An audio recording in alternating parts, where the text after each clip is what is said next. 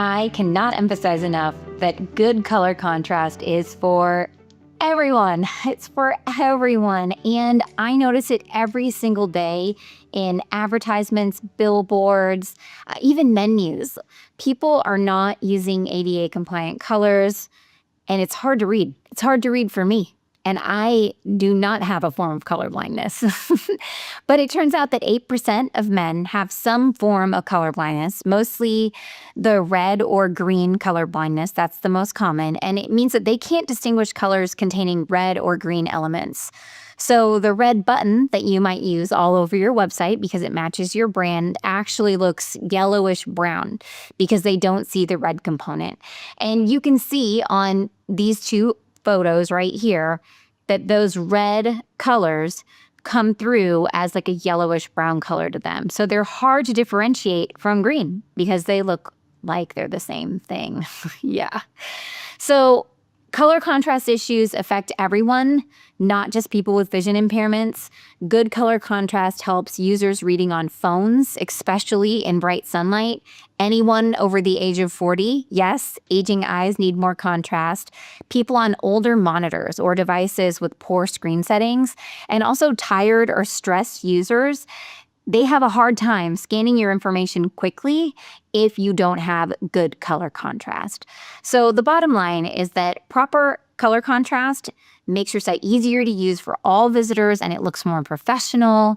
And sites with barely visible text feel unfinished and they frustrate your users. Plus, hey, you're here because it's required by law. So you might as well make it work for everyone, right? Color-related WCAG requirements include the use of color, and this is a base level requirement. So it doesn't matter what level of compliance you're asked to meet, you have to meet level A, and that is color can't be the only way that you convey information. And I'll show you examples of that in just a few seconds. You also have minimum contrast requirements to make sure that all the text is easy to read, and it's different for different sizes of text and weights of text. And then last but not least, you have non-text contrast requirements for everything from buttons to charts, user interface components, all the different things that we use to allow people to navigate through the site have to have enough contrast that people can read what's on them. So let's dig into color by first retouching the text guidelines that we talked about in our last lesson.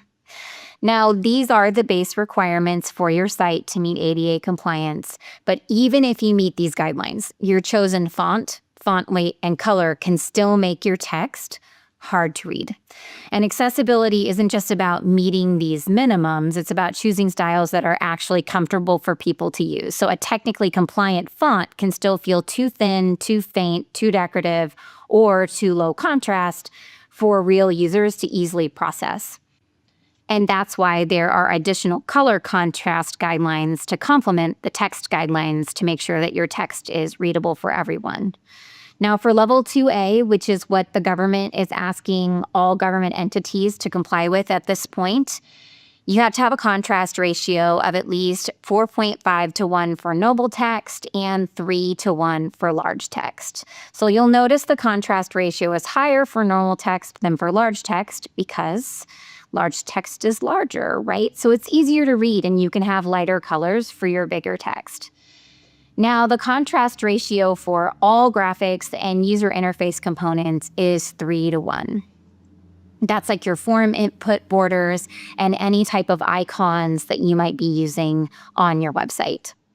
Okay, so let's look at a few examples and then we'll figure out how you can diagnose whether or not your colors are passing compliance. So first, this heading, amazingly enough, passes. I don't feel like there's a ton of contrast there, but it does pass. The reason that it passes is because it's so large. Remember, we said that there is a lower level of contrast required for bigger headings, and there's a higher level of contrast required for normal text. So this content does not pass. Even though this is black on green and this is black on green, this does not pass. And obviously this does not pass either. This turquoise on green, not passing. Now, even though I feel like there is plenty of contrast between this bright pink and the white, it does not pass. Not at all, not at any size. And this text actually doesn't pass because it's too small. This heading doesn't pass because it's underlined to look like a link, but it's not actually a link. And we need to make sure that the things that are links look like links and things that aren't links don't look like links. So these are just a few examples to take with you. Now, how can you tell if your content passes or not? Well, the good news is there are actually built-in tools in WordPress. We build in preset colors for your site, and we test for color compliance within those combinations. But you have the power to change and make new colors. And so not all of the combinations that you choose will be color compliant. Now, if you select a hard to read color combination, you will get an alert message in the block settings panel. So if I select that crazy pink text and I click the styles section, it gives me an alert right here telling me that it might be hard to read, right? And if you get that and you want to double check it, then you can use an external tool called WebAIM Contrast Checker. So I put the value for that pink in as my foreground color. My background color is white, and you can see that it fails everywhere. Now, if I really want to use a pink color though, and I want to make sure that it's ADA compliant, all I need to do is use the slider until I get a level of compliance that I'm going for. So you can see that there's lots of different pink colors that will pass, and you just play with the little slider until you get the one that you want, and then you can copy the hex value and you can go back and you can use it in your website. Now, if you find that these colors are consistently like not what you want them to be, then all you have to do is let us know, and we will go into your style sheet and we will adjust them for you so that way your combinations are compliant, or we can add new colors for you. So you don't have to go through and adjust them manually all the time. Please don't. Let us know so that we can make this easy for you. One tool that I find extremely useful during this testing process is the Eyedropper Chrome extension. Am trying to troubleshoot my pink color. I can click on styles. I'll see all my colors in this color palette for my theme, and then I can choose the color picker and say, pick a color from this web, and then I can select any color. And you can see that the little box next to it changes, and that's how you know that it's selecting that color, and you can also see it in the lower right of the screen. And I can pick whatever color I want to, and I can click on it, and it copies it to the clipboard for me. So once I have the green copied to my clipboard, I can come over into my WebAIM Contrast Checker and I can paste that value in the foreground color and test to see if it does meet compliance for the size I want to use it at. And you'll notice for this color green, it only passes as AA large for text. Okay, so the good news is that the requirements are stated right down here on this tool, which I love. So then you would need to go back to your website and you would need to check, how big is this on my page? Well, there's a tool that I love to use to do that, and it is called the WhatFont Chrome extension. Once it's installed, this Chrome extension will allow you to click on text anywhere on any website, and it provides a little black tooltip that will show you all the information you need to know about the font, and then you can decide whether it's compliant or not. So let's give it a whirl. I can click over here. I can activate my WhatFont. And then you'll notice that as I move my cursor around, it tells me that it is Roboto font. And if I click on it, it says it's Roboto and the size is 20 pixels. So does that meet compliance with the color that I want to use? Yes or no? And then you can make your decision from there. Now, I'm all for testing and checking everything, but I am also even more excited about a cheat sheet. And this is a cheat sheet that I created for the Make Create website as we're going through and adjusting all of our brand colors to make them ADA compliant. If you want to make something like this for yourself, just let us know. I can even send you a copy of this one. This was just created in Canva, and All I've done here is show the color combinations and what level of compliance they meet, and also shown the non-compliant color combinations, so that way I don't use them anymore. And if someone else uses them, then I can easily check to make sure that they do or don't meet compliance.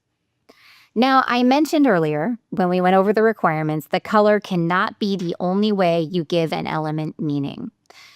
So that means that links need more than just a color variation. They need a second indicator, usually an underline or an underline at the very least on hover. So for example, this link right here, it does not meet compliance because all it does is change colors. It needs to underline, or it can be made bold.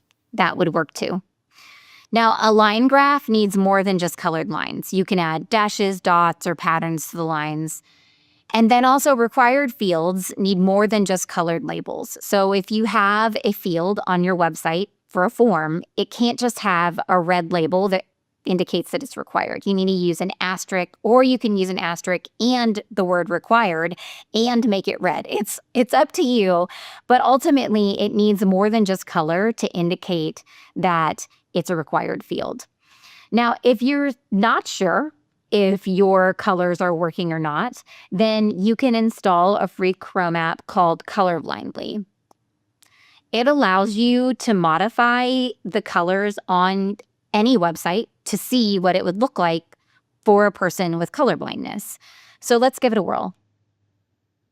Once it's installed on your site, you'll see a little colored eye up on your toolbar, and you can click on it. The most common forms of color blindness, as we discussed earlier, are green or red. So if we look at green colorblind, you can see that some of the colors have disappeared. Like, look at my color chart here. It does not look the same, does it? And then when we look at red colorblind, it looks different as well.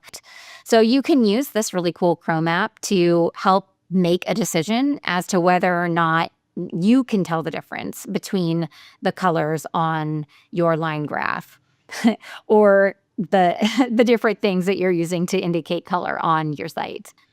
Once you have all your work done and it's all up on your site and you're ready to check it, the easiest way to do that is using Wave. Now, it is, once again, I know we talked about this in the last video, but it's a free Chrome extension. And all you have to do is click the W icon and it will spit out a report. Okay, so let's take a look at the May Create site, which is currently under ADA remediation to find examples of color errors using Wave. All I have to do after the site loads is click on the Wave icon, and the report is generated very quickly. You'll notice that there's two sets of errors here. One are general errors and the other are contrast errors. When we're talking about colors, they're all housed underneath contrast errors. If I click on the Details tab and I scroll down, you'll notice that I have 24 items flagged as very low contrast. And if I click on any of these boxes, it will take me down the page and it will show me my low contrast items. So let's hop on up here. This button is flagged as having low contrast because it's white text on top of a green background. And that color green is tricky, right? So now I would need to test and see, can I make the text larger? Can I make the background darker green? And then I would run the test again and make sure that it's compliant. Now note that it does not test on your hover state. So it's only testing for the up state. Right now it's only testing for the green. But if I looked at this without waves on it, it changes colors to blue. So you would need to test that manually because Wave does not test it for you. The other thing that Wave gets really upset about, and it will never pass, is words on top of an image. So for example, if we pop up to the top here, you'll notice that we have Rebecca's name over the top of Rebecca's picture as the hover state. This would never pass in Wave. It would always be an error. It doesn't mean that you can't ever have words on top of an image. You can. It just always flags as an error in the Wave report. So what I do in this instance is I use my color picker and I find the color of the background, and then I put that other color of the text on top of it over using our WebAIM contrast until I find a contrast ratio that works with the text size that I have. And then I know that it's going to pass. It doesn't always flag on every report, but it will always flag in the Wave report. Now, as you're going through and you're troubleshooting any type of contrast errors you have in your website, remember that you're not just doing it for people with disabilities. You're doing it for everyone. You want everyone to be able to see and read the information on your website.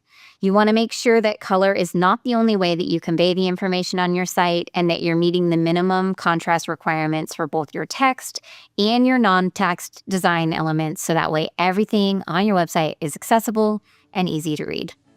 Okay, in the next lesson, we're going to talk about what it means to have ADA compliant images.